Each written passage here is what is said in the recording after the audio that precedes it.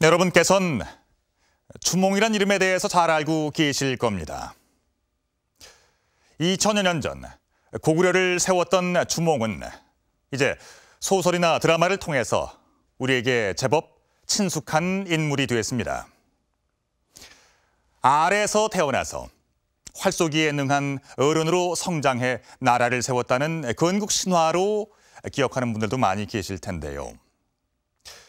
주몽은 동명왕으로도 불렸습니다. 삼국사기에 의하면 이렇습니다. 9월에 왕이 승하하니 용산에 장사 지내고 왕호를 동명성왕이라 했다. 이렇게 기록이 되어 있는데요. 이런 기록을 통해서 우리는 너무나도 당연하게 주몽이 동명왕일 것이다라는 믿음을 가져왔습니다. 그런데 어찌된 일인지 주몽 말고도 또 다른 동명왕에 대한 기록이 사서에 적혀 있습니다. 과연 이게 어찌된 일일까요? 역사 스페셜. 오늘은 동명왕을 둘러싼 미스터리를 하나하나 추적해 보겠습니다.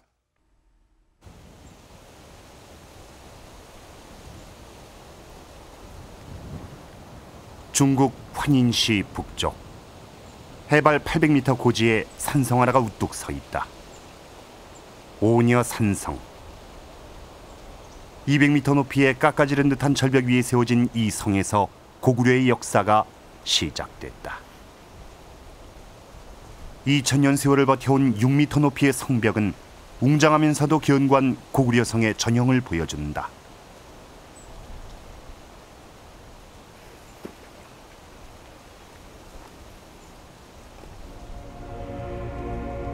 혼강이 한눈에 내려다 보이는 천혜의 요새.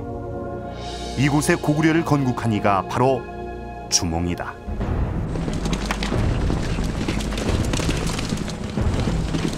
삼국사기는 주몽이 부여에서 태어났고 7살 때부터는 백발백중의 명사수였다고 적고 있다. 어려서부터 무예가 뛰어나고 영특했던 주몽은 시기하는 자가 많아 목숨이 위태로워진다. 주몽은 화를 피해 자신을 따르는 자들과 함께 남쪽으로 향한다.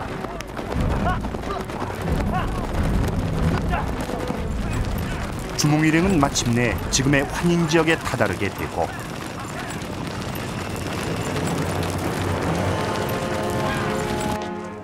바로 그곳에 고구려를 건국하게 된다. 기원전 37년의 일이다.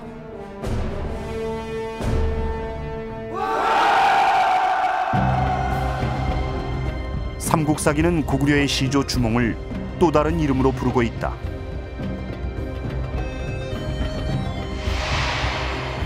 그가 세상을 떠나자 용산에 장사 지내고 동명성왕이라 칭했다는 것이다.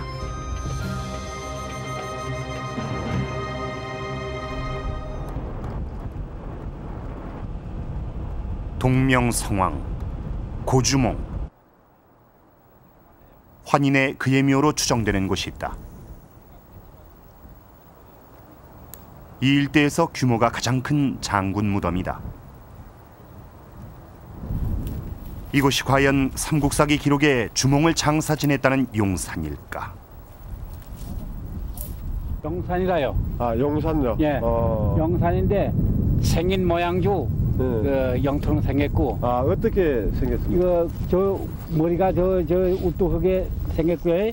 그게 이게 허리를 이렇게 해서 질러 그 흐르는 물에 따라서 꼬레이를 뒤로 뻗었거든요. 이곳이 주몽의 묘인지 현재로선 정확히 알 수 없다. 고구려 시조 동명왕 주몽은 이곳 환인 지역에서 19년 동안 주변을 복속시켜 고구려의 기틀을 마련했다.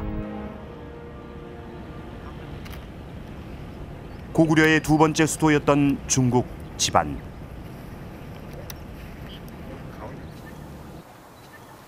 광개토 왕릉비는 장수왕이 414년 아버지 광개토 대왕의 업적을 기리기 위해 세운 것이다. 높이 6.4m의 거대한 비석에 쓰여진 비문은 고구려인 스스로가 쓴 당대의 기록이다. 그런데 이상한 것은 삼국사기 기록과는 달리 고구려 건국시조가 동명왕이 아닌 추모왕으로 돼 있다. 건국시조를 기록한 또 다른 고구려의 금성문을 찾아봤다. 5세기 중엽에 쓰여진 이 묘지명에도 어쩐 일인지 고구려의 시조가 추모 성왕으로 기록돼 있다.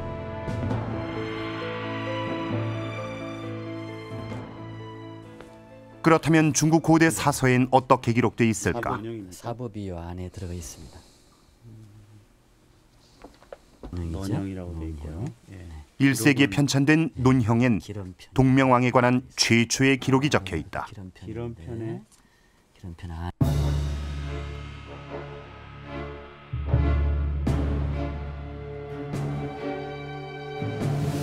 그런데 동명왕을 주몽이 아닌 부여를 건국한 시조라고 밝히고 있다. 논형에 따르면 동명왕은 북쪽을 앙케 나라 탕리국에서 하늘의 기운을 받아 태어난 비범한 인물이었다. 어려서부터 활솜씨가 뛰어나 왕이 그를 시기에 죽이려고 한다. 그러자 목숨이 위태로워진 동명왕은 남쪽으로 달아나 나라를 세웠다는 내용으로 주몽 신화와 줄거리가 거의 같다. 과연 동명왕은 주몽과 같은 인물일까, 다른 인물일까?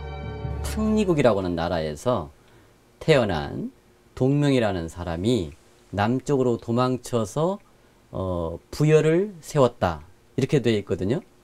그리고 주몽 신화는 우리가 다 아는 것처럼 부여에서 도망친 주몽이 남쪽으로 와서 세운 나라가 고구려다, 이렇게 되어 있어서 전혀 별개의 나라를 세운 각각의 인물로 그렇게 나와 있다는 거죠. 동명 신화는 고구려 건국 신화와 줄거리는 비슷하지만 차이점도 확인할 수 있다. 출신국은 물론이고 남하에서 건넌 강의 지명까지 엄연한 차이를 보인다. 특히 주인공의 이름이 각각 동명과 추모왕으로 다르게 기록돼 있다. 그렇다면 당시 동명왕으로 불렸던 사람은 누구일까? 그 의문을 풀 수 있는 단서가 1922년 중국 낙양에서 출토됐다. 고구려 말기의 장수이자 연개소문의 아들인 천남산의 묘지명엔 이런 기록이 전한다.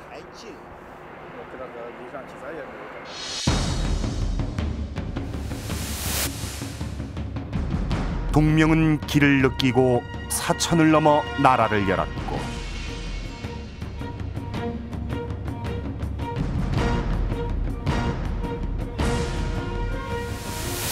주몽은 해를 품고 폐수에 임해 나라를 열었다.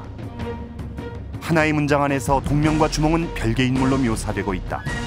동명은 주몽 이전에 나라를 세운 인물이었다. 우리가 알던 고구려 건국 시조와는 또 다른 동명왕. 그는 과연 누구일까? 고구려의 그 주몽은 드라마로도 만들어지고 일반인 친숙한 이름인데, 그리고 또 동명화로도 알려져 있는데, 진짜는 실제에서는 그 주몽 이전에 그 동명이 있었습니다. 바로 그분이 누구냐면은 부여를 세운 건국 시조가 바로 동명입니다. 지금으로부터 2000여 년 전 부여라는 나라를 건국한 동명왕. 그가 바로 주몽보다 앞서 우리 역사에 존재한 최초의 동명왕이었던 것이다.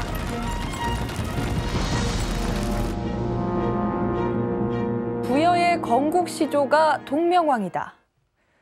그동안 동명왕을 주몽으로 알고 있던 우리에겐 조금 당혹스러운 이야기가 아닐 수 없습니다. 삼국사기나 동명왕 편을 비롯한 여러 사서들에선 주몽을 동명왕으로 전하고 있는데, 이는 모두 12세기 이후에 기록된 것들입니다. 그러니까 주몽은 추모왕이나 추모성왕으로 불리다가 고려시대 이전 그 언제부턴가 동명왕으로 불렸을 테고, 지금으로선 그 시기를 정확히 알 순 없습니다.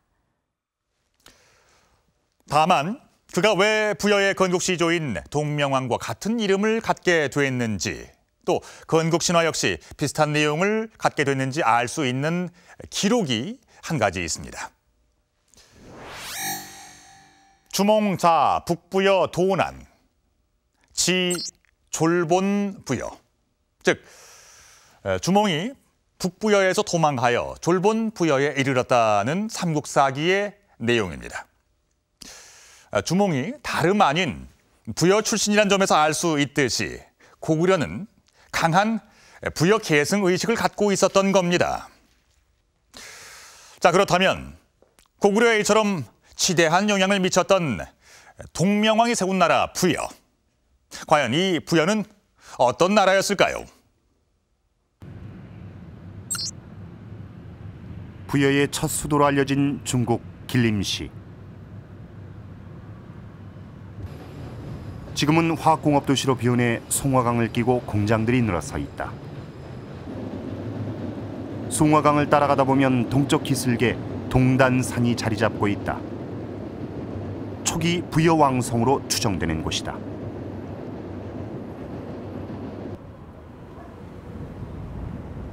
동단산 바로 아래 평지에선 이의 성터가 발견됐다. 지금은 평범한 옥수수밭으로 비운해버렸지만 황토흙을 쌓아올린 성담장이 아직 그대로 남아있다. 담장은 둥그렇게 원형을 이루고 있다. 이것이 부여의 왕성으로 보는 하나의 근거다. 삼국지 부여조에는 부여 사람들이 성을 지을 때 성책을 모두 둥글게 만들어 마치 감옥과도 같았다고 기록돼 있다. 남성자성이 둥그런 형태를 띠고 있고 그것이 기록과 부합을 하기 때문에 대개는 이제 궁전터로 보는데요. 그 뒤에 있는 그 동단산 자체가 삼중의 호를 이제 띠고 있고 이 궁성을 보호하는 그런 이제 초소의 역할을 하는 것으로 봅니다.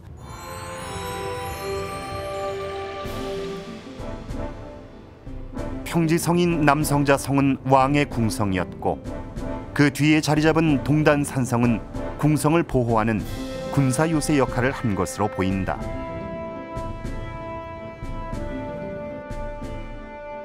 역사학계에서는 삼중으로 축성된 방어성인 동단산성과 평지성인 남성자성 일대를 모두 부여 왕성토로 보고 있다.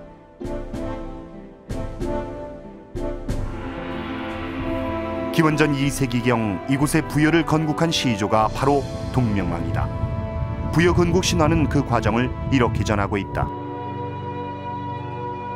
탕리국의 왕을 모시는 여자 시종이 하늘에서 내려온 계란 같은 기운을 받아 아이를 임신한다. 나중에 아들을 낳아 돼지우리와 마구간에 버렸지만 동물들이 입으로 숨을 불어넣어 주었다.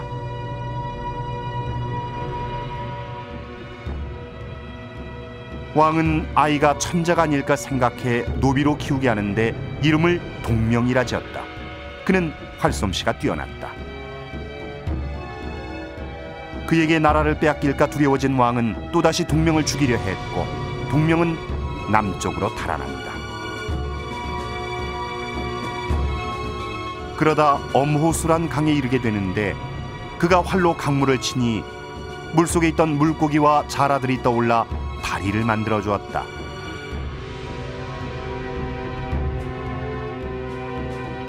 마침내 동명은 강을 건널 수 있었고 추격병들은 더 이상 그를 뒤쫓지 못한다. 그렇게 강을 건너 도착한 곳에 동명왕은 부여를 건국하게 된 것이다.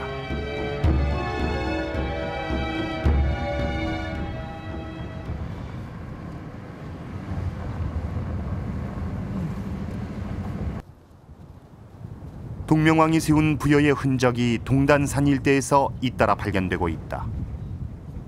동단산에서 1km 떨어진 곳에 위치한 모아산.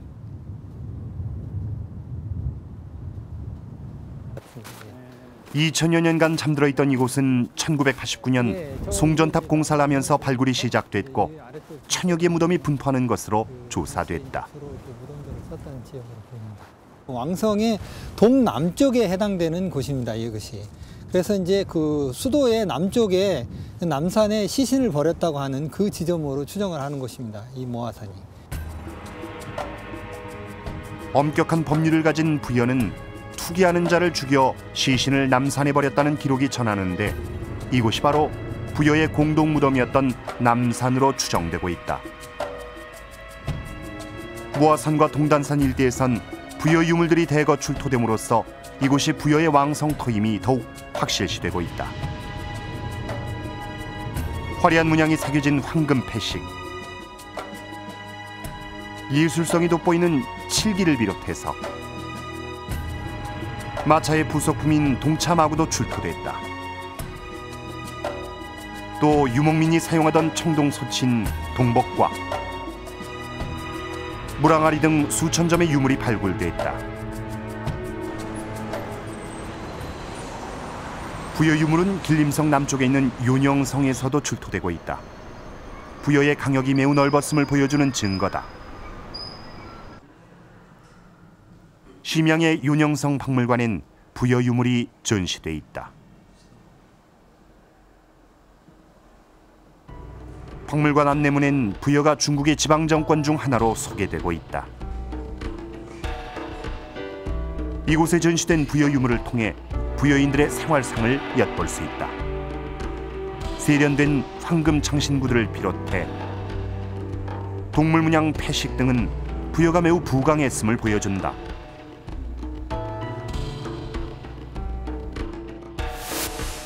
삼국지 동의 전엔 부여는 매우 부강하여 선대 이래로 다른 나라에 파괴된 적이 없다는 기록이 있다.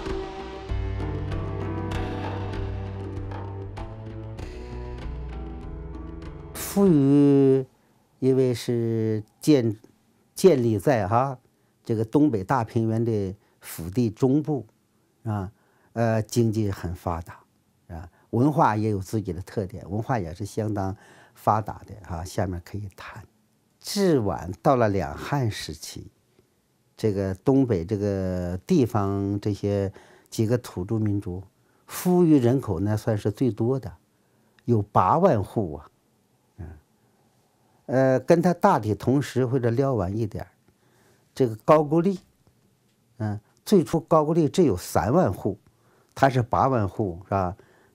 这个2倍半，接近3倍了。 전시된 유물 중 가장 눈길을 끄는 것은 바로 철검. 이 철제 장검들은 기원 전후 유물로 추정된다. 당시 한반도에서는 청동검이 주류를 이루던 시기였다.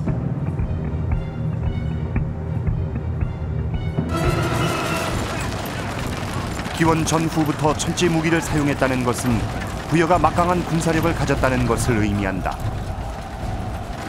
실제로 1세기 초부터 이미 중국에게 매우 위협적인 존재였던 부여는 주변의 선비족, 고구려와는 세력을 다투면서 나라를 키워나갔고 동옥저나 음루 같은 부족 국가들을 지배하면서 동북아시아의 강력한 세력으로 성장한다.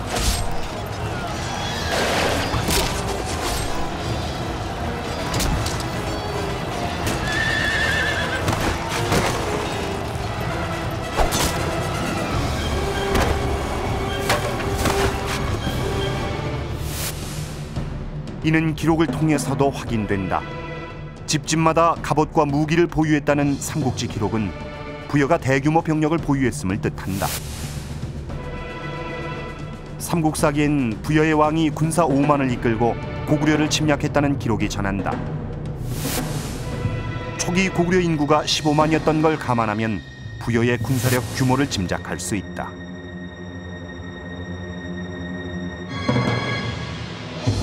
이 3세기경 전성기를 맞은 부여는 지금의 중국 길림성과 흑룡강성 일대인 중국 동북평원의 대부분을 차지하면서 동북아시아의 초강대국으로 부상하게 된다. 당시 한반도 지역은 세형동검이 사용되던 시기였기 때문에 이들과 비교해 봤을 때 부여의 군사력이 하는 것은 동북아의 패자로 군림할 수 있는 그런 군사력을 갖추고 있다고 말씀드릴 수 있습니다. 494년 고구려에 흡수되기까지 700년이나 존속했던 나라 부여. 하지만 부여사의 비밀이 풀리기 시작한 건 불과 20-30년 전의 일이다. 지금까지 발굴 조사가 이루어진 유적이 별로 많지 않다.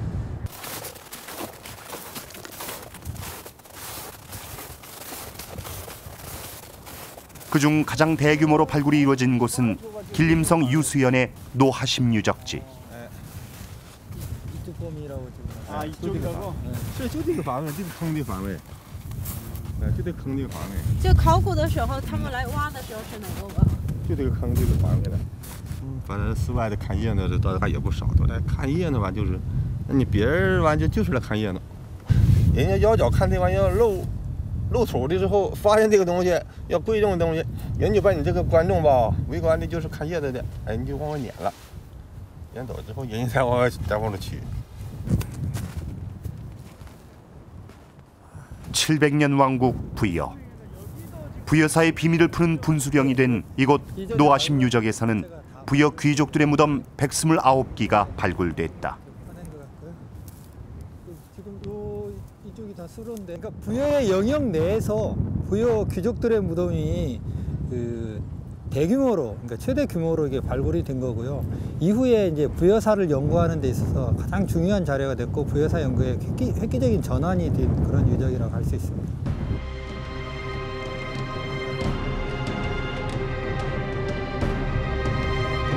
노하심 유적지는 발굴 당시 큰 화제를 모았다. 이곳에서도 금귀거리가 출토돼 당시 황금 문화가 발달했음을 엿볼 수 있다. 또한 금동 패식과 철검 등 다양한 부여 유물들이 출토됐다.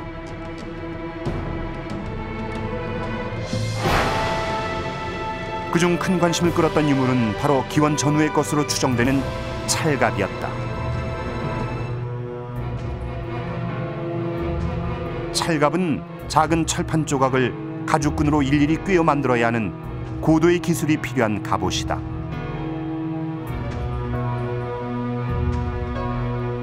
찰갑과 함께 같은 방식으로 만들어진 투구도 발견됐다.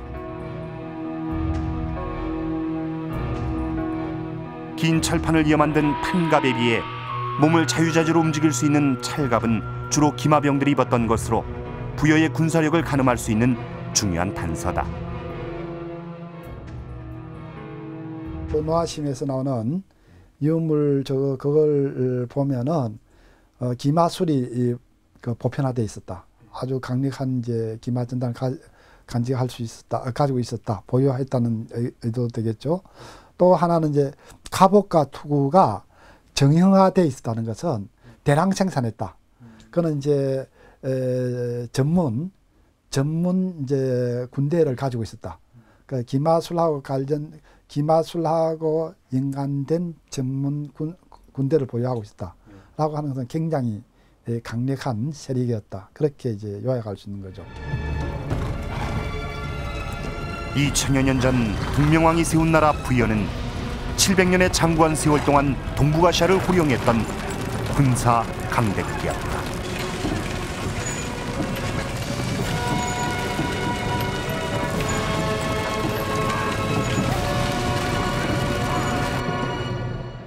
네, 보시다시피 부여는 이렇게 광활한 만주 대평원을 무대로 무려 700년간이나 위용을 떨쳤던 한때 동북아시아 최고의 강대국이었습니다.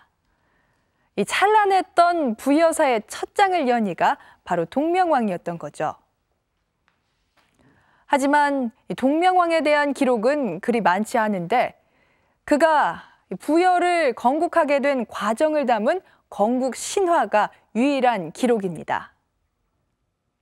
그리고 우리는 거기에서 작은 실마리를 찾을 수 있었습니다. 바로 동명왕이 탕리국에서 출발해 엄호수라는 강을 건너 부여를 건국했다는 사실입니다. 그렇다면 이 신화 속에 등장하는 동명왕의 고향 탕리국과 그가 건넜다는 엄호수는 과연 어딜까요? 2000여 년 전 동명왕이 걸었던 수천 킬로미터에 달하는 동명왕 루트를 역사 스페셜팀에서 처음으로 답사해봤습니다.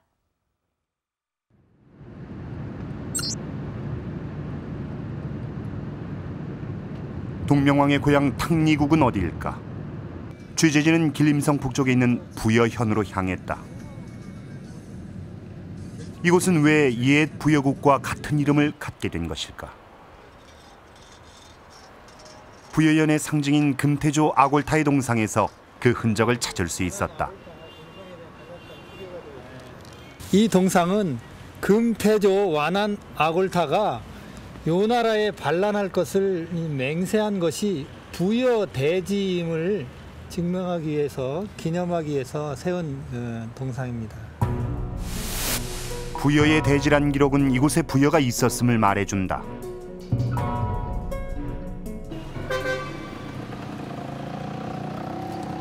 부여현은 인구 77만의 도시로 하얼빈이 개발되기 전엔 만주 북부에서 가장 번창한 도시였다.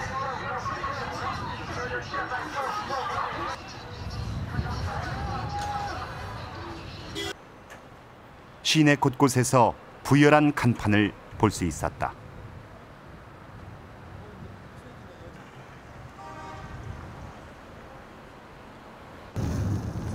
취재진은 옛날 부여현의 중심지를 찾았다. 그리고 그곳에서 뜻밖에도 고성이 있다는 얘기를 들을 수 있었다. 从这个条路一直往前走就能看见是吧？往西走到看那大土笼子。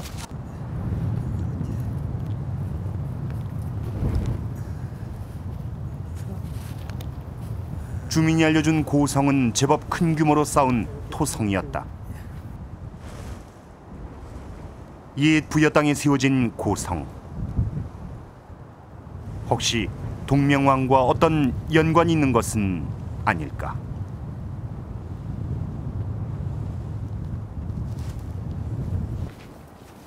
취재진은 이 마을의 최고령자를 찾아갔다.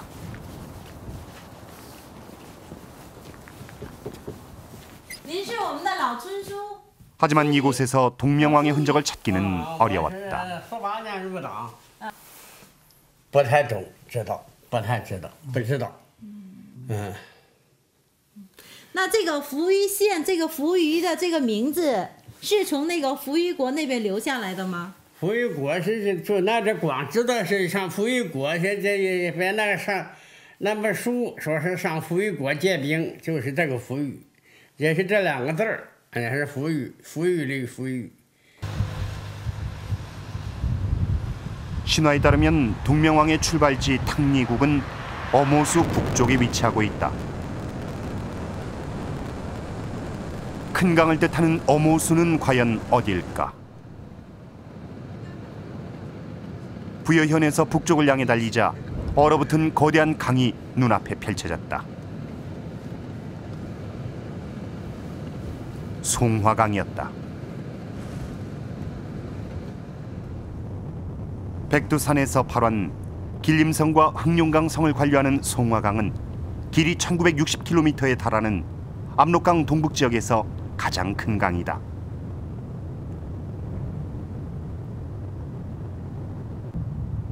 이 강은 겨울이 되면 얼음 두께가 1m에 달해 차들이 지나다닐 수 있다. 취재진은 송화강을 차로 건너보기로 했다.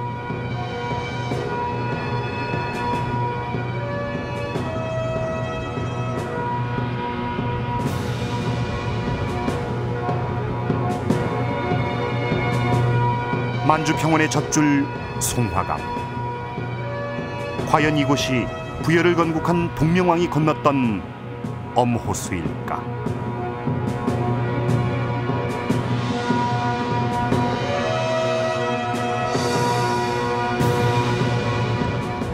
차로 30분을 달려 강 건너 마을에 다다를 수 있었다.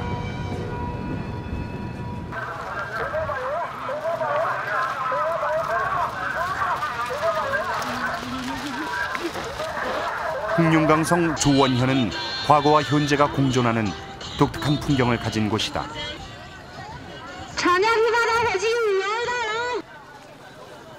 마을의 재래시장에선 다양한 종류의 물고기들을 쉽게 볼 수 있었다.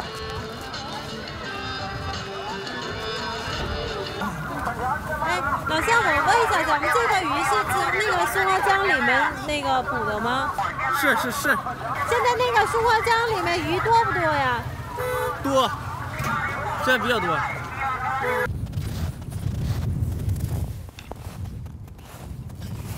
물고기와 자라가 많이 산다는 송화강. 강을 삶의 터전으로 살아가는 이곳에선 아직도 고기잡이로 생계를 잇는 사람들이 많다. 이곳 송화강 유역에 사는 주민에게서 오래전부터 전해져 오는 전설을 들을 수 있었다. 就和神话故事似的，所说是神话故事，就是一个老汉说要过江，过江还没有船，这还挺有急事过去，还挺急的。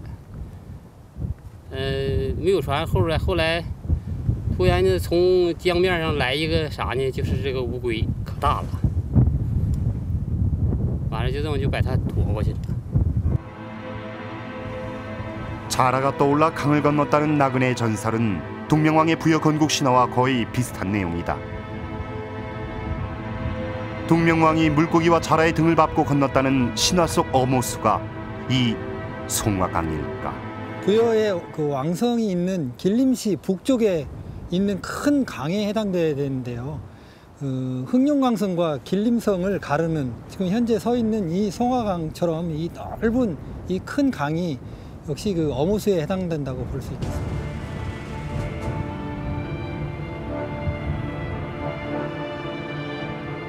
(2000여 년) 전 동명왕은 바로 이 송화강을 건너 부여를 건국했을 것이다.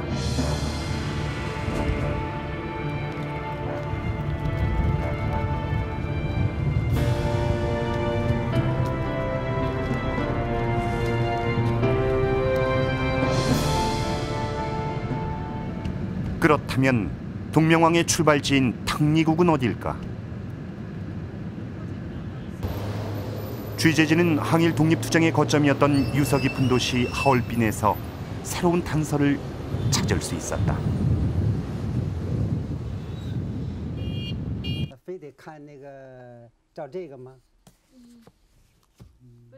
흑룡강성에선 동명왕이 성에서 발간한 책자에 실릴 만큼 중요한 인물이었다.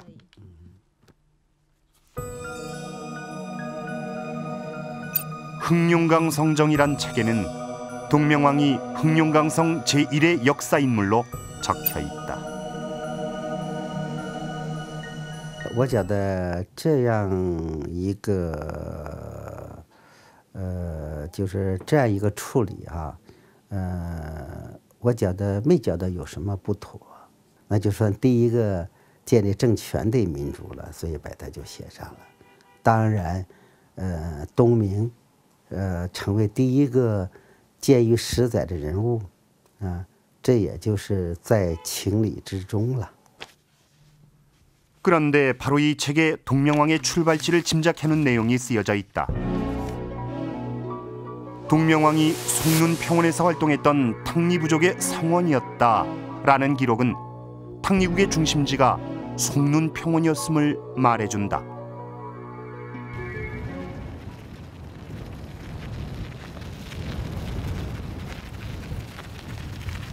송눈평원은 눈강 일대에 펼쳐진 비옥한 평원으로 고대 일찍이 농경이 발달하고 문화가 발전한 곳이다.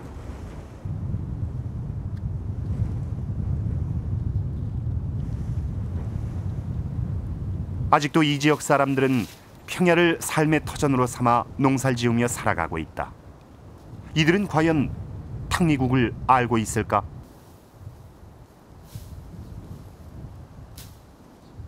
취재진은 송화강 유역의 고대 유적지를 탐문했다. 你好，那个气氛怎么样？没参加，反正看着过。他挖那都拿小盆儿，就古代的时候，说多少年的，有几百年前的小盆儿、小罐儿，都让他们粘上，都粘一堆了，完了都拿走了。 주민들은 마을 근처에서 고대 유물들이 발굴됐는데 탕리국의 것으로 알고 있다고 했다. 那有没有听说过这个托里国？这个托里国好像听说吧，这个是一个部落。托里国有个王子，好像是这嘎达吧。 주민들이 얘기한 고대 유적지를 찾아가 봤다. 이곳이 과연 부여 동명왕의 고향 탕리국일까? 이 백금보 유적하고 몇 군데 중요한 거 빼고는 전국 중점 문물보호단위가 없습니다. 굉장히 이제 중요하게 여기는, 어쨌든 청동기 시대에서는 최대 단일한 유적으로서는 최대 면적을 자랑하기 때문에. 백금보 유적지는 중국 정부가 엄격히 관리하고 있는 청동기 시대 유적지다.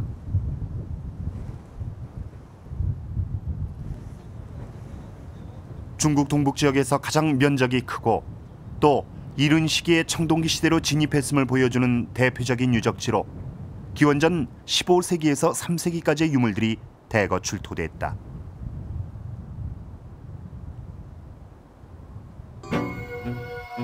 그런데 기원전 5세기에서 3세기경에 이르는 후기로 갈수록 출토 유물이 새로운 모습을 띠게 된다고 한다. 삼조기에서 토기들에 이르기까지 후기에 출토된 백금보 유물과 같은 시기 부여 지역에서 출토된 유물들이 서로 비슷해진다는 것이다.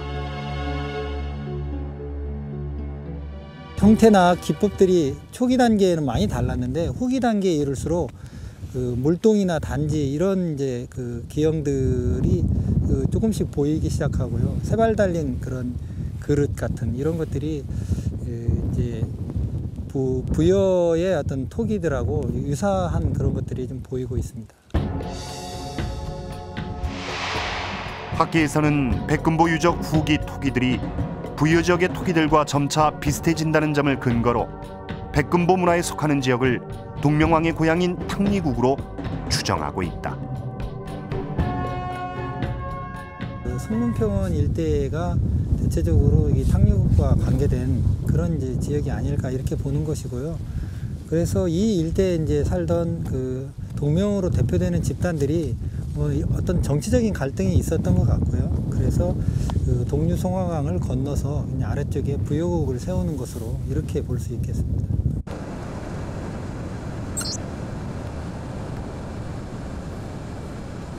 취재진은 동명왕의 고향을 찾아 백금보 문화지역 북쪽으로 향했다.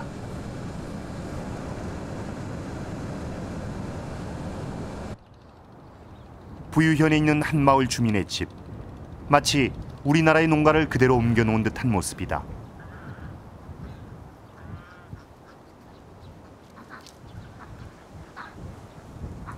오리나 닭, 개 등 마당에서 볼 수 있는 가축들도 우리에게 아주 친숙한 모습이다.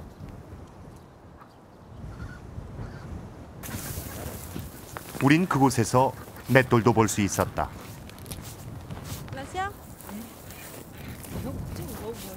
오랜 옛날부터 전해져 오는 이런 생활 도구들이 부여나 탕리국과 어떤 관계가 있을까?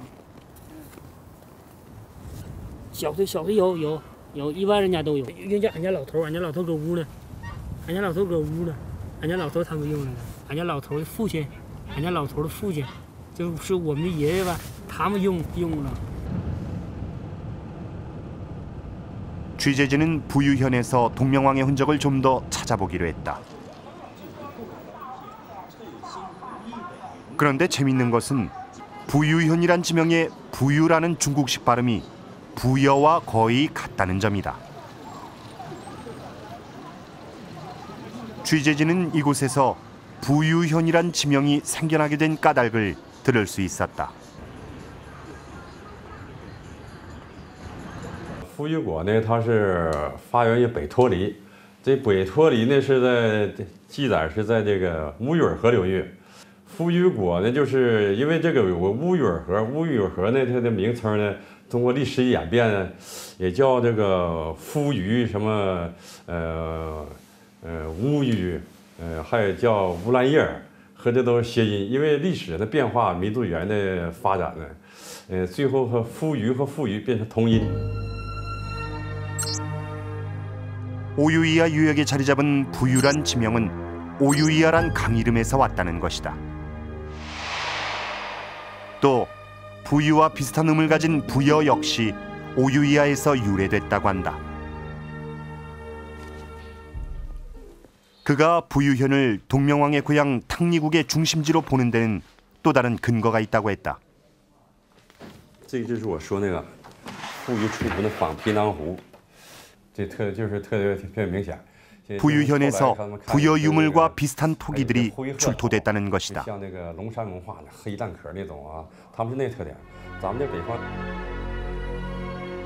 그는 이 같은 토기들이 부유현을 탕리국의 중심지로 볼 수 있는 유력한 근거라고 주장했다.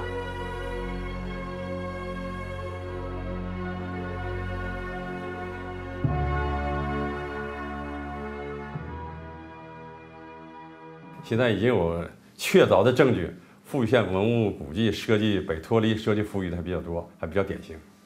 所以现在看呢，现在从目前考古资料看呢，富裕县应该是研究富裕和北托黎的一个中心。 흑룡강성 부유현, 이곳이 동명왕이 살았던 고향 탕리국의 중심지였을까? 그는 어쩌면 고향에 오유이야란 강의 이름을 떠올리고 부여란 나라 이름을 지었던 것은 아니었을까? 중국 흑룡강성 부유현에서 송화강을 건너 길림까지 저희 역사 스페셜 팀이 최초로 답사한 동명 루트는 무려 2,000km가 넘는 대장정이었습니다. 지금으로부터 2,000여 년 전 동명왕도 부여를 건국하기 위해 바로 그 길을 걸었을 겁니다. 자, 이제 동명왕에 대한 의문이 조금 풀리셨습니까? 주몽보다 앞서서 부여에 동명왕이 있었고 그가 세운 나라 부여는 무려 700년간이나 광활한 만주를 무대로 존속했던 초강대국이었습니다. 이렇게 막강한 세력이었던 부여는 우리 고대국가 형성에도 마찬가지로 예상을 뛰어넘는 영향을 미쳤습니다. 네. 이 기록은 백제 계로왕이 부기 황제에게 보낸 국서입니다. 우리는 고구려와 더불어 그 근원이 부여에서 나왔습니다. 라고 스스로 말하고 있습니다. 고구려는 물론이고 백제 역시 그 기원을 부여에서 찾고 있음을 알 수 있는데요. 이런 부여 계승 의지를 둘러싸고 오랜 세월 고구려와 백제는 치열한 정통성 경쟁을 벌이게 됩니다. 그리고 바로 거기에 이 부여에 동명왕이 있는데도 고구려의 시조 주몽이 동명왕이 될 수 있었던 수수께끼의 열쇠가 있습니다. 부여의 첫 수도 중국 길림시.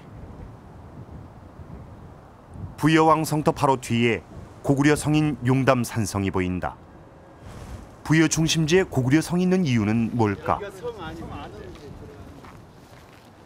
지금은 길림시 최대 시민공원으로 이용되고 있는 용담산성을 찾았다.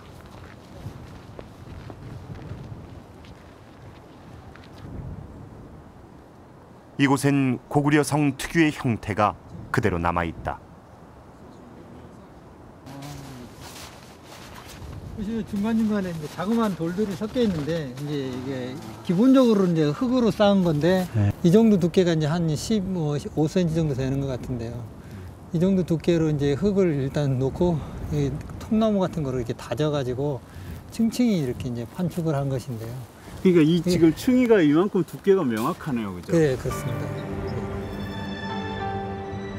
성벽은 산능선을 따라 길게 이어진다.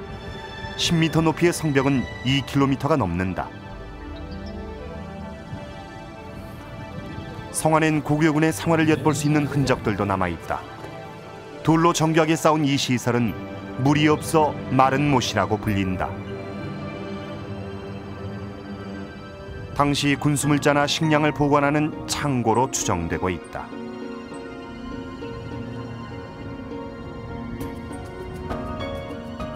성에서 가장 눈길을 끄는 시설은 용담이라 불리는 커다란 저수지. 군사와 말에게 물을 공급하기 위해 만든 시설로 그 규모로 보아 당시 이곳이 얼마나 중요한 군사기지였는지를 짐작할 수 있다. 그렇다면 고구려는 왜 부여 땅에 이런 중요한 성을 쌓은 것일까? 이걸 보니까 군사 보루성을 이제 쌓았는데 그러니까 기원 410년에 예매에게 또 한 지파인 고구려인 광개토왕.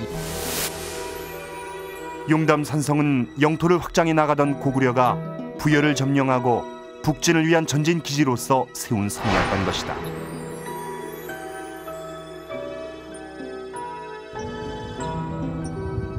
부여왕 성토 동단산이 한눈에 바라보이는 용담 산성은 부여의 700년 역사가 고구려에 의해 끝났음을 보여주는 상징적인 장소다. 계속적으로 이제 고구려가 그 세력을 확장해서 이쪽으로 진출을 하게 되자 결국에는 고구려에게 이런 이제 그 중심 왕성을 넘겨주게 되는 거죠. 그러면서 이제 이쪽 일대를 이제 그 4세기 초반 되면 고구려가 이제 장악을 하게 되고, 한때 동북아시아 일대를 지배했던 부여는 북방 유목민족들의 끊임없는 공격으로 3세기 후반부터 급속한 쇠퇴의 길을 걷는다.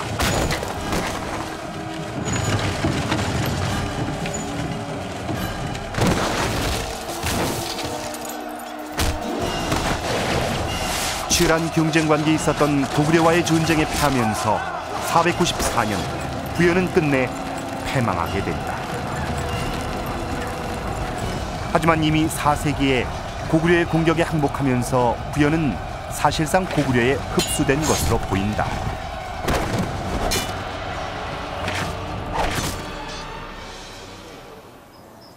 그런데 바로 그 시기에 세워진 광개토왕릉비에 동명왕 미스터리를 푸는 실마리가 있다. 이 비문의 처음으로 고구려 건국 신화가 등장한다. 고구려는 이 시기 즈음에 부여 동명왕의 신화를 차용한 것으로 보인다. 4세기 후반에 들면 부여는 고구려에 복속되집니다. 고구려가 부여를 국의 명맥은 유지시키지만은 실제적으로는 고구려의 지배하에 들어가게 되집니다. 그런 상태에서 부여족들의 그 고구려에 대한 그 통합을 용이하게 하기 위해서 요소 깊은 이 부여국의 건국 신화의 중요 요소들을 갖다가 차용해서 고구려의 건국 신화로 만들었던 것입니다. 고구려가 부여를 흡수한 이후 부여 동명왕 신화를 차용했다는 것은 조선 후기 실학자들이 저술한 역사서에도 기록돼 있다. 당시 실학자들은 주몽을 동명왕으로 기록한 삼국사기를 강한 어조로 비판했다.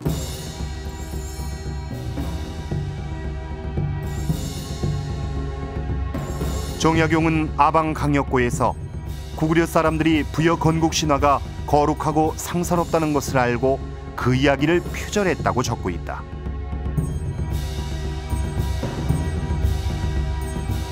또한 동명왕이란 이름마저 빼앗은 것이라며 삼국사기의 주몽을 동명왕으로 기록한 것은 큰 잘못이라고 지적했다.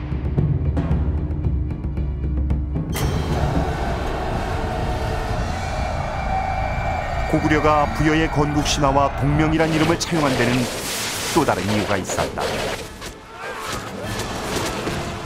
비슷한 시기 백제와의 대립이 격렬해지면서 부여 계승을 둘러싼 정통성 경쟁 역시 동명이란 왕호를 차용하는 원인이 됐다.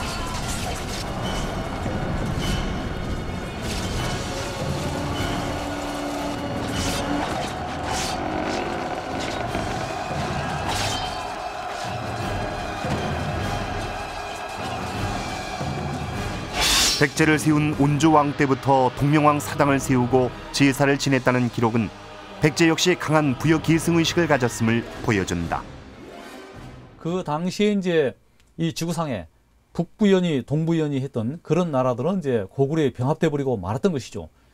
고구려 중심으로 이제 부여계 국가들이 통합되는 이런 이제 상황에 이르게 되자 고구려하고 대립 관계였고 경쟁 관계였던 백제의 상황은 우리가 바로 부여의 그 본류가 된다. 부여는 살아있다. 고구려에 병합돼서 소멸된 게 아니고 우리 백제가 진짜 부여다. 라고 하는 종각의식, 본류의식 속에서 나라 이름을 남부여로 이제 고쳤다. 이렇게 볼 수 있겠습니다. 백제의 마지막 수도 부여. 고구려와의 전쟁에서 패하고 수도 한성을 내준 백제는 마지막으로 사비로 천도하면서 나라 이름을 바꾼다. 그 나라 이름이 바로 남부여다. 장수왕이 평양 천도한 이후에 백제와의 대립이 격렬해졌는데 백제도 부여에서 갈라져 나왔기 때문에 그 동명을 시조로 하고 이런 부분도 있습니다. 근데 그런 대립 관계 속에서 누가 더 정통이냐 이런 그 정치적 이해관계가 관려 있을 텐데 고구려가 바로 그 동명의 정통이다. 이런 속에서 이제 그 자기 시조를 이름을 동명왕으로 바꾸지 않았을까 그렇게 생각됩니다.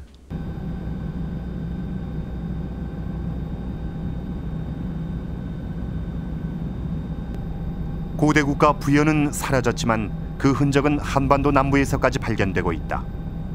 금관가야의 수도였던 김해.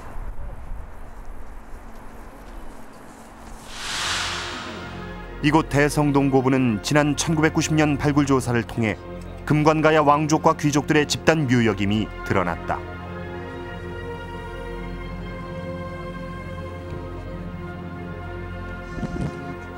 그런데 놀랍게도 이곳에선 청동 솥을 비롯해 북방 유목민족이나 부역의 통으로 보이는 유물이 출토됐다. 특히 북방 유목민의 필수품이라고 알려진 동복은 많은 사람들의 관심을 끌었다. 어떻게 해서 이런 동복이 김해에서 출토된 것일까? 학계 일부에선 부여가 한반도 남부지방까지 영향을 미쳤다는 증거로 볼 수 있다고 한다. 그러니까 원래 중국 북방에서 퍼진다고 하면 우선 한반도 북부에 먼저 놔야 되고 차츰, 그다음 중부, 한반도 중부 지역, 남부 지역 이렇게 순차 남하하는 게 보여야 되는데 북방지 한반도 북부라든지 중부라든지 다 생략하고 그 갑자기 그 북쪽에서 마치 날라온 듯이 그 낙동강 하류역이라는 김해와 부산에 가장 먼저 보이거든요. 그 굉장히 큰 사건이죠. 이는 습속을 지닌 주민들이 이주를 해왔다는 겁니다. 그래서 그는 뭔가 하면 이미 동해안 루트를 통해 가지고 아마 그 사람들이 김해와가 지배 세력이 돼 가지고 출발하는 것이 우리가 흔히 말하는 가야의 출발인 것 같아요. 부여가 후대에까지 큰 영향을 미쳤음을 보여주는 기록은 속일본기라는 일본 사서에서도 확인된다. 발해 무왕은 스스로 우린 부여의 습속을 가지고 있다고 말했다. 발해 역시 부여를 조상의 나라로 보고 있음을 알 수 있다.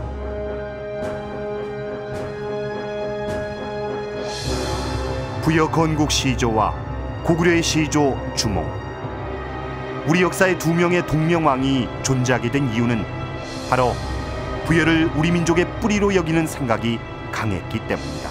우리 민족에게는 부여의 후손이라고 하는 범부여족 의식이 있었던 것 같고요. 우리 고대 국가의 그 출발 또는 원류로서 부여를 이렇게 이제 생각을 해왔던 것 같습니다. 그래서 이제 우리 민족사에서 최초의 어떤 시조로서는 단군이 있는데 그 단군과는 좀 다른 개념에서 실제 어떤 역사상의 어떤 그 출발의 어떤 의미로서 또는 시조로서의 어떤 의미가 그 동명에게 저는 있다고 생각을 합니다. 동명이 걸었던 길을 찾아 나선 2000km의 대장정. 거기엔 우리 고대 국가들의 뿌리, 부여가 있었다.